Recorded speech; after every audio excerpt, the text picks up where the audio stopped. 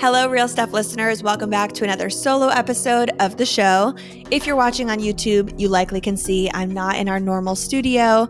I'm spending a couple of weeks out with Michael's family before the arrival of this baby, and I'm trying to bang out as much content and record as many episodes as I can for you guys. And I'm just going to record this work-life balance solo episode from here.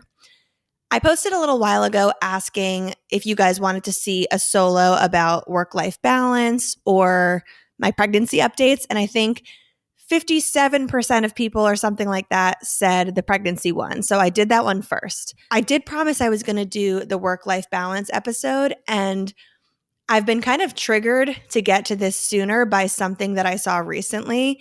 And so now I'm actually really excited to dive into this episode. Before, I didn't feel like I had that much direction going into what I wanted to talk about on this episode, but I came across a YouTube video recently. Really got me thinking. It really got me talking. I've had some deep conversations with Michael about it, and I'm very excited to share it with you. I came across this YouTube video. You could probably very easily find it, but the title is called 30-something Women Are Having an Identity Crisis. After I watched the YouTube video, I saw a podcast that I actually follow regularly had the person from the video on as a guest. If you want to go watch the video, her name is Suzanne Vanker. And the video, it's not like a viral video or anything, but it's gotten a lot of views on YouTube. I want to warn people before you go search this video, because I know my audience is probably very different from Suzanne's audience. I feel like my audience has a lot of working parents in it, particularly working moms, people who are very progressive, maybe don't believe in some of these outdated family structures of men being the earners for the family and providing, and women staying at home with the kids. So I just want to call that out before you go listen. But clearly she has an audience of people that really deeply, truly believes that should be the case. She says that women in our 30s are currently dealing with a crisis because we've grown up in a generation that has gotten progressively more equal in terms of men and women having equal opportunities. Everything from schooling, being told that we should get jobs, we should work, we should have similar goals and aspirations to men. You know, we've spent our whole lives, unlike maybe generations of women before us, we've spent our whole lives working and looking for jobs and earning money. And obviously, we all know the wage gap isn't quite closed and perfect today. There is still a wage gap. But a lot of us women have built our identities today around career. A lot of us are equal earners in our household. Maybe some of us are the primary breadwinner of our household. Yet now we're getting to a stage of life where we're also interested in things like marriage and motherhood. And by the way, this isn't a universally applicable phenomenon. This is just kind of on the whole scale, like the average person in society. So we have our aspirations, we find meaning, we derive meaning from our careers, and we've been working our whole lives to earn. And now we're getting to the stage of life where we're interested in marriage and motherhood. And Suzanne's take is that millions of women have not been forewarned about how their priorities were going to shift and change once they became mothers. I don't just mean socially, but like biologically, how after our bodies make and then deliver a baby and then we are in the world as moms, we feel biologically different from how men feel after their babies come out. Want to reiterate again? I'm paraphrasing Suzanne. This isn't what I think. Suzanne is a strong advocate for women to stop work altogether while their babies are young. I think she says between the ages of like 0 and kindergarten, women should just not work. And then she advocates for them going back part-time once their kids are in school, like all the way through high school. And then once their kids go off to college, if you then want to go back full-time, your kids are out of the house. She says that's the time to go back to work full-time. She actually has a quote, says something like, the two-income family may have fed the GDP, but it weakened the family formation. So she basically talks about how socially our culture has changed. We now have this equal earning mindset and this two-income household mindset. But biologically, nothing has changed. And women still are feeling biologically called to nest and to be home with their babies, while men are biologically feeling called to work and provide. And this is what she's saying is the dilemma for women, is that we have this equal earning mindset, but now our biology is pulling us in this more traditional direction to nest and take care of the baby. So we're finding ourselves in a bit of a pickle. I listened to the YouTube video. I then listened to the podcast that she was on. I have to say, I did find what she was saying to be slightly outdated, a little bit upsetting. There were just some thoughts that were going through my head. And then just as I was thinking, this is a little upsetting, she says out loud right in the podcast something like, if this is upsetting to you, ask yourself why. Ask yourself why something so natural, a woman caring for her family and focusing on her family over work, why is that upsetting to you? So I did think about it. I spent a lot of time thinking about it and talking about it with Michael. And I realized that it's not that it's upsetting to me to see someone who is choosing to do this. It's that to have someone who's out there kind of preaching that this is the thing that everyone should be doing because it is the right way to do it or the best way to do it. That's what kind of seemed to be rubbing me the wrong way. I personally feel to my bones that there's not a right way to do anything, particularly when it comes to parenting or work or just what you choose to do with your family. I have to call out, I know I have joked in the past about my brain ping-ponging back and forth with that classic debate of, do I want to work or do I want to stop working and just take care of my kids? You might even remember a TikTok that I made with that punching trend where I was like fighting myself physically, punching back and forth, where one version of Lucie was saying, I love working and being creative. We want to keep working. We're a business owner. And the other Lucie was definitely an over-exaggeration, but was saying, no, I want to stay home with my kids. I want to garden. I want to make homemade Cheez-Its. Basically, it was my brain being like, do I want to do what I do for work full time? Or do I want to just throw in the towel and go full on ballerina farm and live my life on the prairies with my garden? And absolutely, that video was definitely a joke. But what I will say is that the sentiment I was feeling when I made that video was really there. I really have had some times in my early entrance to motherhood where my brain has thought, what do I want to do here? Should I keep working full time? Should I go part time? Like, what do I want to do? Honestly, the earliest years after having Milo, like when he was under 2, I was definitely feeling a little bit of that identity crisis because he was in that phase of really, really physically needing parents to be there. And, I'm aware that those really, really early years are very necessary times. At least for me, I felt very called to just be around and make sure that I wasn't not there physically. And so I have felt glimpses of this crisis myself. However, as soon as Milo started going to a full-time preschool program, which for him, he started going when he was under 2. And then, once he really started engaging in the community that we now live in terms of having play dates, going out to museums, parks, playgrounds, doing activities with our nanny or with grandparents, when I was able to dive back in a little bit harder to work, I want to say specifically around the launch of this podcast, which has just filled up my cup in so many ways, I have lost all traces of that feeling.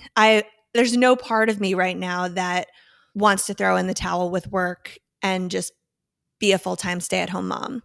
On the contrary, I actually feel so fulfilled by the life that I'm currently living, which allows me to both work full-time, do all the projects I want to do, be the primary earner for our family, be creative, have fun, and yes, still be a present parent who's involved and who's active and who shows up.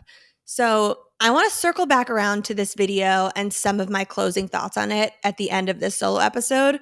But now I'm just going to sort of dive into some of my thoughts around work-life balance and how I've kind of been handling this. If you haven't already gauged this from other content I've created, it's important for me to say out loud that I have what someone would consider to be a true village. When they say it takes a village to parent, I have a robust village around us. Not only does Milo go to preschool 5 days a week, which is the entire morning. It's like from 8:30 or 9 until 12:30 or 1. But we also have our nanny here every single afternoon of the week. And we also have both sets of grandparents nearby who are very active, very helpful. They want to take Milo for sleepovers, they want to bring him to activities. Each set of grandparents comes to our house 1 day per week. So if you think of like a 5-day work week, 2 afternoons a week he's with grandparents, and then the other 3 afternoons he's with our nanny, has like play dates or goes to the park or does some sort of activity out of the house. And all 5 mornings he's in school or camp. In addition to this, just to sort of add to the village, my husband is an equal partner in our parenting relationship in that we both work from home and we both assume, I wouldn't call it 50-50. Sometimes it's swayed a little bit in either direction, but we both assume pretty much equal parenting responsibilities around the house. Even with a village, being a parent is a lot of work. And obviously when babies are really young, there's just so much that's demanded of you because, as I mentioned before, they're at that stage where they literally rely on you for nourishment and keeping them alive. They need to be held and comforted anytime they're crying. They need to be fed regularly. And as they get older, in some ways, that pressure is relieved as they become a little bit more self-reliant. But in other ways, there's just more pressure and more to do.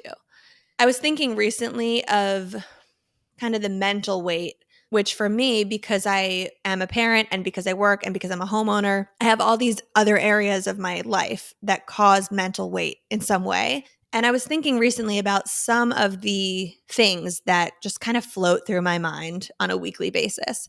I tried jotting down some thoughts of like, what is going on in my mind on a weekly basis? And so some recent stuff, like in relation to parenting a toddler, you can expect thoughts like this to be running through my mind.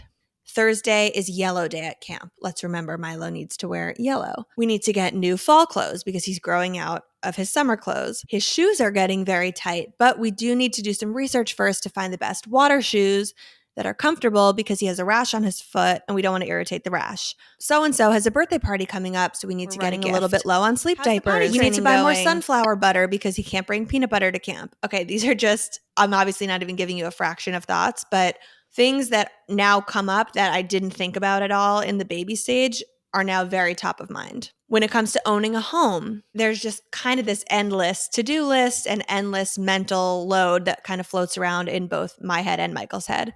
We need to get the driveway repaved. Our garage door button isn't working. We need to remember to call the electrician. Our dishwasher circuit, the garbage disposal isn't turning on in the sink. Not even to mention being pregnant at the same time as having a toddler and owning a home. But, now I'm in the stage of my pregnancy where I need to have an OBGYN appointment every week. And my OB is not even in the same town I live. So coordinating getting to the OB. I need to get new stretchy pants for summertime. Is our baby's nursery ready? What's my plan with this? What's my plan with that? And then to add on to the baby stuff, the home owning stuff, and the pregnancy stuff, there's work. So for me, that often looks like, what partnerships am I in the middle of? What do I need to wrap up this week? What do I want to do in the future that I need to be actively pitching myself for now in order to expand my business and my brand? How many podcast episodes ahead are we in terms of recording? What am I going to do for maternity leave? Did I ever buy that paid family leave insurance policy for my business?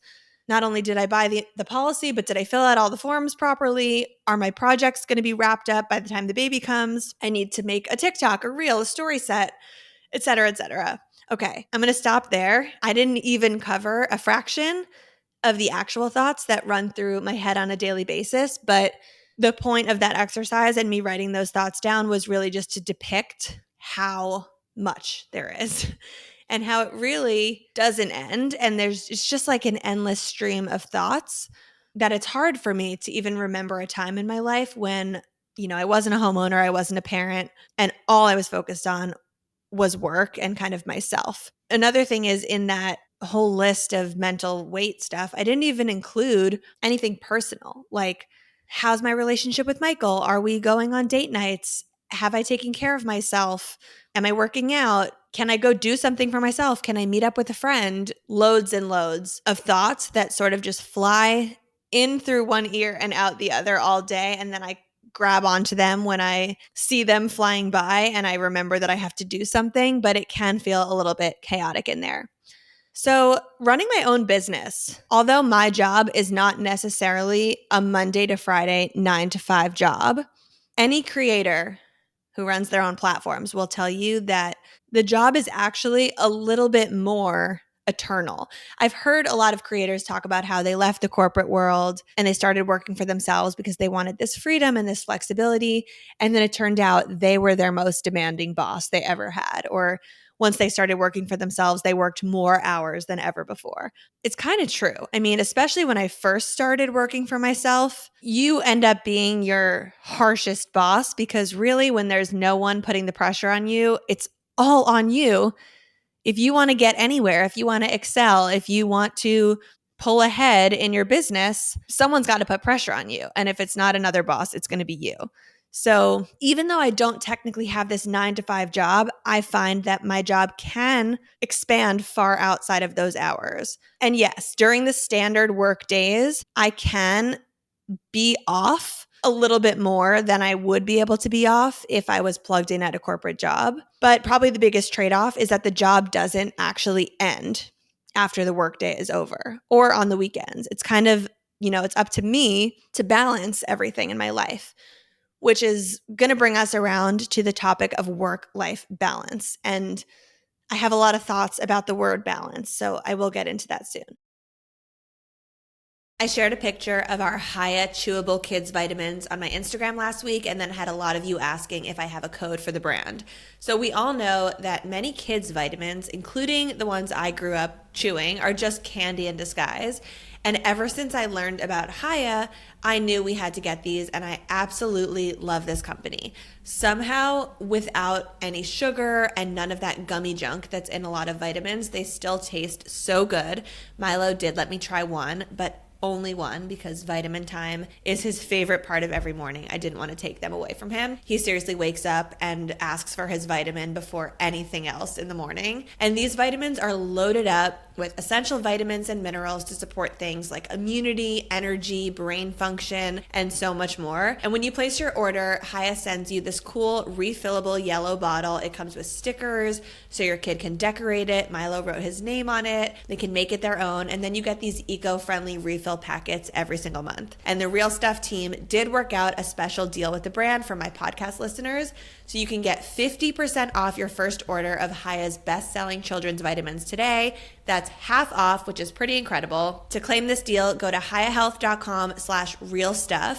This deal is only for listeners of our podcast, and it's not available on their regular website. So go to hayahealth.com/realstuff and get started today. First, let me walk you through, in a typical workday, summer or winter, what our daily schedule looks like, or specifically my daily schedule. And I'm just going to go, recently in terms of pregnancy, our mornings have looked a little bit different. We used to sort of switch off with morning wake up duty. And over the course of this pregnancy, Michael has been a godsend and has done all the morning wake ups. So we'll start there. Michael usually wakes up and does the morning wake up. He goes downstairs to start making breakfast with Milo, and I usually wake up no later than 30 minutes after him. I know that I theoretically could probably sleep in and just leave Michael to do the whole morning, but I know it's really helpful for him if I'm down there helping, and I obviously want to see Milo before he goes off to camp or school. So within 30 minutes, I'll get up and I will go downstairs to help him finish up breakfast and to help get Milo dressed, sunscreen on recently, and to get him out the door for camp or school. One of us drives him to this program if we can. Oh, I didn't even mention over the summer, his 5 days of school in the morning was basically replaced by a 5-day summer camp in the morning. One of us will drive him to that if we can. If both of us have meetings to attend to, or if both of us have something that we really need to dive right into, and if Milo's nanny is already there, then she will take him and we'll, pop him in the car seat, give him a kiss goodbye, and she'll get him out the door. Once he's gone, or once I'm back from dropping him off, I kind of just get to work, start tackling my to-do list for the day. This includes shooting some things I need to shoot, answering emails, trying to get ahead on podcast recordings, meetings with my team or different brand partners, any personal errands I need to run. I kind of just like look at what is going on in my morning and what needs to get done that day, and I will tackle the most pressing things first. Midday, our nanny is usually the one who will pick up Milo from camp or school. I will only, Michael and I will be the ones to go if there's some sort of parent event happening at camp or school. So sometimes there's like a parent story time thing 30 minutes before pickup. And I usually, I want to be there for those things. So if there's any sort of special event, I will be there. If it's just a normal pickup day, our nanny typically gets him. And this is the time of day when I try to plan for nothing to be happening in my work schedule so that I can stop my work and I can go see Milo when he gets home. I know that he's typically going to come in from the garage, come run straight to my office, which is in that little fireplace room off of our kitchen. And I know he's going to come try to find me right away when he gets home. We actually added, you've probably seen on my social media, this glass door. That door has no lock. So it is perpetually open and available for Milo to come in. And come in he does. So when he gets home, if I'm sitting in there, he just rounds the corner. I love this time of day. I usually have my own lunch while he has like a post-school or a post-camp snack before his nap time. And I'd say we get like 20 to 30 minutes to play together and sit together before it's nap time for him. The only times that I would not be there to see him during that time is if I had something very important, like a podcast recording that could only happen at that 1 hour of the day, or if I had a very important meeting that needed to be scheduled at that time. If that's going to happen, I warn Milo before he goes to school or camp that I'm not going to see him until after he wakes up from his nap, so that when he comes home from school or camp, mommy's not going to be in the office. And in those cases, I am not physically in that office. So I'll either be in my own bedroom with the door closed or locked, or I'll be downstairs in the podcast studio, or like out of the house, because if he sees me, he's obviously going to want to see me. There's never a case where I'm sitting doing work through that glass door, but ignoring him, or he like sees me working and I can't come to him. Then he goes for a nap. After his nap is my second touch point of the day when I see him. So, or I guess third, because I saw him in the morning. So he'll wake up from his nap, he'll have his milk, a snack. And similarly, this is a time window in the day that I take a personal pause to have my own snack, to sit with him, play with him a little bit. I will do the same thing with my schedule where like I try to make sure that that time period is free and I don't have anything scheduled unless it is absolutely urgent. And then usually after that nap and after that snack, he has some sort of afternoon activity scheduled. So as I said earlier, 2 days of the week are usually with grandparents. And, either my parents or Michael's parents will come. Sometimes they'll take him into our own basement and play with him. We actually just put a swing set in the backyard so they could just take him outside, do bubbles, swings, whatever. Or they could take him around town and go to the library or a museum or a park or anything. And then the other 3 days, he's with our nanny, who is friends with a lot of other nannies in town that work with some of my friends' kids. So she will schedule play dates, activities. She'll take him to a museum. She is often like ahead. What's the word? She's like abreast of what's happening in the town in terms of fun activities, and will come to me and suggest things that she could take him to, which I love. Then whoever he's out with, whether it's grandparents or his nanny, they know to get home promptly. I want to say promptly, like I never set this as a firm rule, but usually I hear the garage door opening promptly at 5:30. And this is the time when Michael and I both plan to be done with our work. I mean, of course, we can't guarantee that we're done for the whole night, but like done with our work until Milo is asleep. At 5:30, we will both come out of our respective offices and we will take over playing with Milo and spending time with him while his nanny shifts gears into starting to prep his dinner plate. The only reason she wouldn't prep him food is if we were planning on going out to dinner as a family, or if, sometimes I really like cooking things for him. So sometimes I will have already made food for him and it's ready when he gets home. But regardless, 5:30 is the time. that we both stop work. If one of us, like either Michael or I, has a meeting or a call that we know is going to go later than the 5:30 time, it is discussed ahead of time between the two of us that, I have a meeting until 6 or I'm not going to be free until 7. And it's just kind of an unspoken thing that if neither of us tells the other about that, then we will meet downstairs and be together as a family starting at 5:30. Then we have dinner together as a family. Either we will eat with him at like 6 o'clock, or if we're not hungry yet or our dinners are not ready yet, then we'll just sit with him while he eats and then tag team our bath time and bedtime together and have our own dinner after he goes to bed. So that's the schedule. That's the typical day in the life. I know it's going to change massively once baby number 2 comes. And obviously, like every year of our lives with these school schedules changing and the hours changing, none of this is going to be forever by any means. But that's the rhythm that we're in kind of now. The way I just described it is how I'm, quote, balancing work and life. Onto that word balance, I wanted to call out. It's such a weird word for me because even though the way I've just outlined to you, what my schedule looks like and how my week looks, even though it might sound like each day has this nice balance of getting work done while being present and active and taking on my parenting responsibilities, I would never actually describe the way I feel as being balanced. I view it more as this pendulum based on whatever is going on at home, based on what's going on at work. Some days are going to require most of my attention to be in one place rather than the other. So, for example, there are days when our nanny calls out sick or something's happening around the house that requires me to be more present and attentive in the house. Like, maybe someone's coming to fix the driveway or there's a tree guy coming. there was a tree guy who came recently and accidentally cut down a very important tree. And then the tree saga ate up the majority of my day.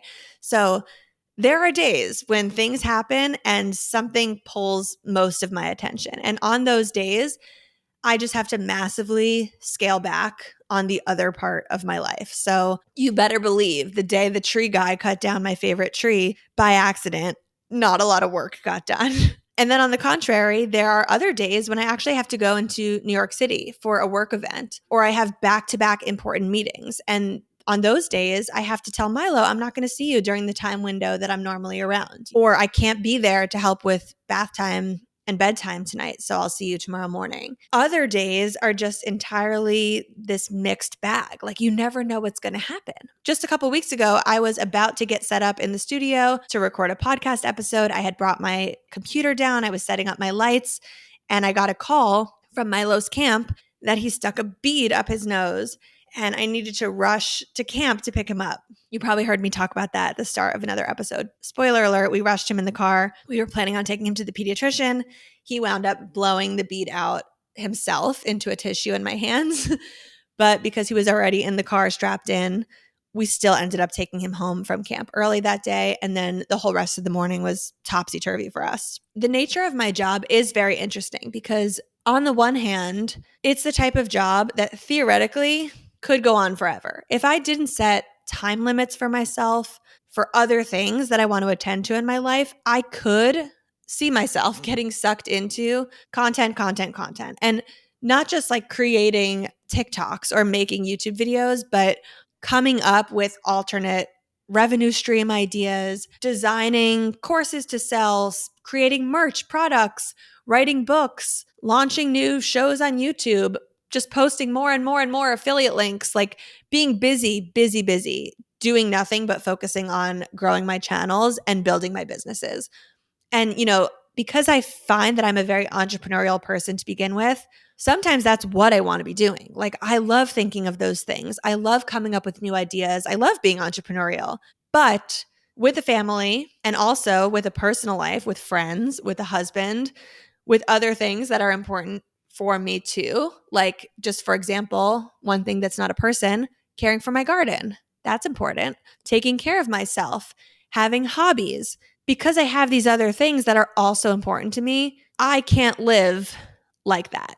I can't be the person who is just hustle, go. All I do is sit and think about business. I can't live like that nor do I want to. I remember when I left Refinery 29, this was one of the hardest things for me, figuring out what does my work schedule look like? Because I was so used to, in this more corporate media company environment, considering Monday to Friday between the hours of, say, 9 to 6 as my work hours. I had a team to report to. I remember feeling kind of guilty if it was a work day between those hours and I was not doing anything. Even if I didn't have anything that needed to get done, I felt like, I'm being paid a salary and it's Monday through Friday between 9 to 6. So I should be doing something. What I would find myself doing is just kind of sitting at my desk, checking my emails, clearing out my inbox, cleaning up my digital spaces.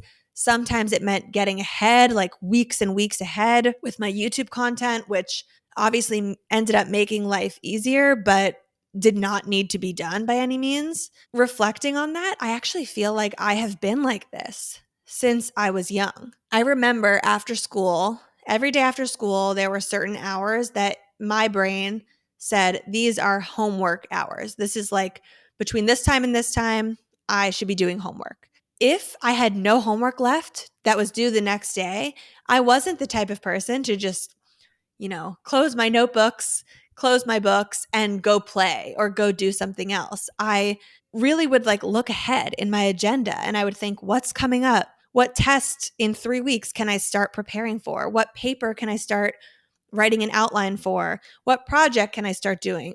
Honestly, I really remember doing this as early as middle school, and it felt like I was actually using my time wisely and taking pressure off of my shoulders, like I was helping future me. But I realize now that this mindset was only adding pressure onto my shoulders because I wasn't giving myself time for rest. And of course, there are many perks of being organized. There are perks of being ahead. But something that I'm really learning working for myself and running my own business is that when you do have free time and you are in a fortunate position where there's no boss looming over your head and you are working for yourself, that is a perk that you need to capitalize on if you have it. I have no boss. I have no one to report to.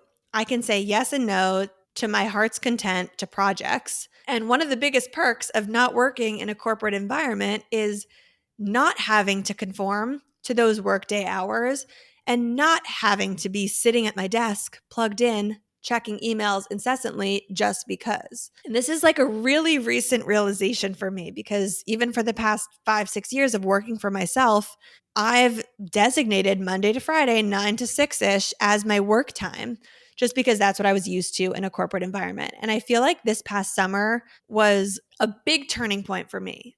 I had this big realization, especially as we moved into our new house and we moved to a beach town. We have a beach very close to our house, and I've always wanted to be a beach person. I've always wanted to live by a beach. Ever since I moved here, I've found, I want to go to the beach during the week. I want to get usage out of this. I want to enjoy the town that we've settled in. Also, as a new mom here, I am trying to make friends. I'm trying to form relationships. I want to go for coffee dates and lunches with other moms. I want to join activities and hobbies. I play tennis, so I wanted to join a tennis clinic. I want to be involved in the community. I can't do this to my liking if I'm sitting at my desk all hours of the workday. I think about it and I realize a lot of people have jobs where they have to do that. Michael is an example. He works for a company where even if he doesn't have much to do, he can't really just go to the beach in the middle of the workday because if someone pings him or asks him a question, he needs to be at his computer. But I don't have a job like that. So why was I forcing this lifestyle on myself? I realized if I have something to do, I can do it. I'm reliable. I trust myself. If I have a deadline for something, I'm going to hit that deadline. But if I have nothing else that needs to get done that day, then I can go to the beach. I can run a personal errand in the middle of the workday. I can call a friend. I can go for a walk. I can go get a manicure. I can choose randomly to go pick Milo up from school or camp that day and have a lunch date with him. These are the perks of having gotten my business to the stage that it's at. Yet I was fully not taking advantage of these perks before this summer. I want to go back now to the video that I referenced at the start of this episode. The maker of that video actually recently released a book. I don't exactly know the title. It's called something like How to Build a Better Life. And the subtitle is A Roadmap for Women Who Want to Prioritize Love and Family. And in the podcast episode that I heard her on, she said something like, it was an objective statement. She was making an objective statement. And she said, as a mother, you will be the most fulfilled in your life if you choose to stay at home with your kids. And if you put your family and your kids before work or like before everything else. And I guess I'm over here feeling like, yes, of course I want to prioritize love and family. But what about those of us who also want to prioritize work? I love my work. I love my job. And it's not just the work and the job. It's the reason I love it is because I have this work and this job that is so fulfilling to me personally. It's allows me to be creative. It allows me to feel like me. And so it's almost like if I take the word work out of it, it's like, yes, I want to prioritize love and family, but I also want to prioritize me, myself. I really, really love the life that I've built for myself. I feel very fulfilled as a mom and as a wife and as a suburban woman in my gardening era. I feel fulfilled in all those areas. But I am also very fulfilled as an entrepreneur and a creative business owner. This all circles back to the fact that I'm incredibly aware of my privileged circumstances in many regards. I get that not everyone who wants to prioritize all of these things finds that it's easy to do or finds that they practically can even do this. I really do have so many factors in my life that are working in my favor that make this actually doable for me. Namely, the village that I mentioned before, the fact that the job that I love to do is flexible, does take place at home, and is working for myself. I can totally see how a mom who wants to work and enjoys work, but has to work out of the home and doesn't have flexible hours and also doesn't have a whole huge village around them for their child might not have the luxury of being able to make that decision for themselves. And then they might have to stay home to care for a child. Or on the flip side, I could see a scenario where there's a mom who really, really wants to stay at home and be a stay-at-home mom, but who actually needs to work in order for their family to meet basic living expenses. So has to go out of the house and work every day and is actually just really sad doing that. I know that everyone's situation is different. I've said this before. I just feel like the world needs to be set up in a way that allows women to be able to make the choice that feels best for them and their families. And that's just the crux of my takeaway on this woman's YouTube video is that the world needs to be set up to allow us to choose what we want to do. I don't like the idea of us living in a world where we have a role that is assigned to us because of our sex and people telling us that that is the best path to a fulfilled life or the happiest life. You know how I mentioned earlier on about how this woman says that socially we've changed, like we've become an equal opportunity society, but then biologically we haven't changed. And so that's where the dilemma lies. I was talking to Michael about this and I was saying, I don't feel like the answer to this predicament is to just say, oh, okay, well, biology wants it that way. Like biology wants women to do this at home. So let's just unravel all of the social progress we've made for women. I actually think if socially things are changing, like women are becoming equal earners, women are contributing to the household equally. Sometimes women are contributing more to household income. Women are now deriving a lot of personal meaning out of work. If those changes are happening socially, then what should change is the way that we structure our families and our households after a baby comes. So if both partners want to work and provide, and if both partners find enjoyment in that and personal meaning in that, then both partners need to flex together to become equal caretakers and homemakers and carry as equal of a mental and physical load of parenting as possible. Honestly, this is how I feel my relationship with Michael is, and I'm extremely grateful for that. And I wouldn't want it any other way. Anyway, that was a long ramble. I would love to hear your thoughts on this crisis. And if you feel any sense of this at all, once again, I can really relate to having felt moments of this and having had pangs of identity crisis moments over the past couple years. And it's only now that I'm kind of in more of a rhythm that I'm not feeling it anymore. But I have to say, having this baby on the way, knowing that I'm about to go back to those early stages with a baby where I am needed more, I'm not going to be surprised if I feel moments of, should I just quit my job and take care of my kids, especially once I have two and my load is just heavier and there's just so many more physical and mental things to think about. So if you are feeling any of the ways that were described in this video, I'm not saying that it's the wrong way to feel. I've felt it. I'm sure I'm going to feel it again.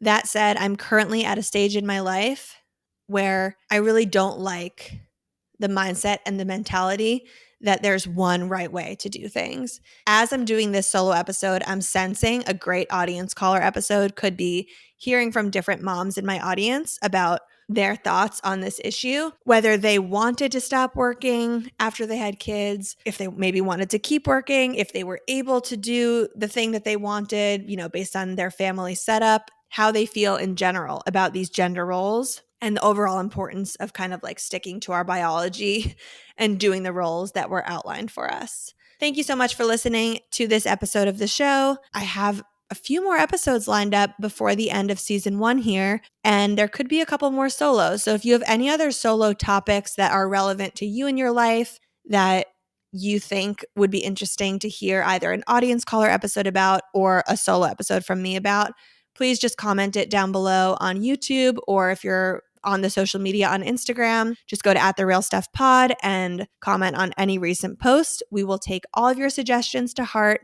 and we will see you next week on the Real Stuff Podcast. Thank you so much for tuning in to The Real Stuff. I'm Lucie Fink. Don't forget to follow the show on social media @TheRealStuffPod. And if you're liking these episodes, please head over to Apple Podcasts and leave us a written review. It helps the show so much. And if you're feeling called to come on the show, visit luciefink.com/apply and tell us your story. We'll see you next week for another intimate conversation on The Real Stuff.